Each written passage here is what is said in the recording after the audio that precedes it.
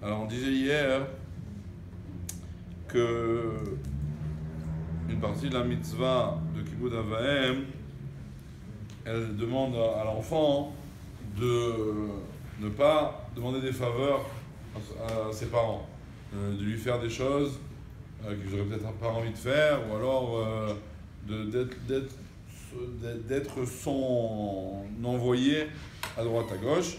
Alors il précise que même si c'est pour une mitzvah, par exemple dire à son père voilà, moi je voyage le 13 Nissan, si tu peux faire la petite 4 Hametz pour moi le 14 Nissan. Ou alors, moi je sais pas vraiment faire les trombotes les Maasrot, j'ai acheté des fruits, tu peux me faire les trombotes les Maasrot.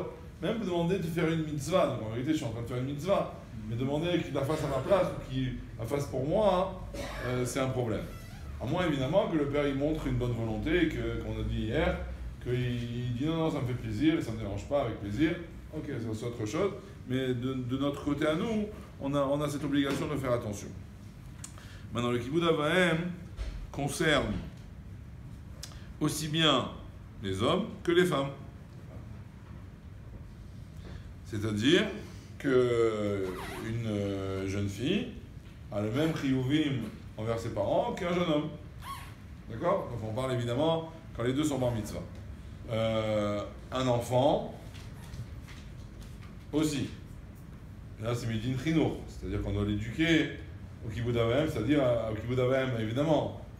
Dans les grands termes, tout le monde le fait, mais dans les détails, ça veut dire qu'il ne faut pas s'asseoir à sa place, il faut se lever quand il rentre, et toutes ces halachot-là qu'on a appris au fur et à mesure, ça aussi, il faut les éduquer depuis petit, comme ça d'ailleurs ici habitué, c'est plus facile, et aussi bien les garçons que les filles.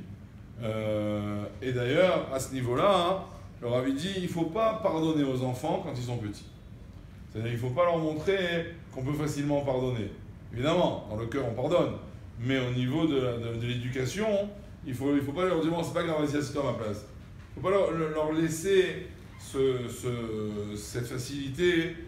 Bon, c'est pas grave, ne fais pas ça, fais pas grave, ne fais pas ça. Même que normalement, on a dit que si le papa ou la maman ils pardonnent leur kavod, le kavod il est machoul. On peut pardonner son kavod. Mais au niveau éducatif, c'est pas une bonne chose pour des enfants en âge de comprendre déjà, qui commencent déjà à apprendre les mitzvot, jusqu'à évidemment leur obligation. C'est pas bien de les habituer à cette facilité, au contraire, il faut qu'ils apprennent qu'ils doivent respecter leurs parents et dans les conditions que la halakha a fixées. Maintenant, on continue. Même une personne adulte, évidemment, qui a des enfants, ou qui a peut-être même des petits-enfants, il est aussi réel de Kibbutz Av Va'em, ça change rien. C'est pas parce qu'il est plus âgé que lui-même, il a une famille, qui devient dispensé de Kibbutz Av Va'em, il doit continuer à s'occuper de ses parents et à mettre mechabed ses parents comme il se doit. La seule exception, c'est la femme. La femme dans le sens où, comme on a dit tout à l'heure, il n'y a pas de différence de sexe à la base. La seule chose, c'est que du moment qu'elle est mariée, alors elle a d'autres obligations. Une obligation envers son mari, envers sa famille, qui la dispense de s'occuper de ses parents. Évidemment que quand elle est dans une pièce et que son père y rentre, elle doit se lever. Ça ne doit pas changer ça. Ou toute la halachot de kavod et de hira, il ne change pas. Ce qui change, c'est qu'elle n'a plus la facilité ou le temps ou la possibilité de s'occuper de ses parents, c'est-à-dire de faire des courses pour eux, d'aller les laver ou autre chose. Parce qu'elle a d'autres obligations envers sa famille, envers son mari et sa famille.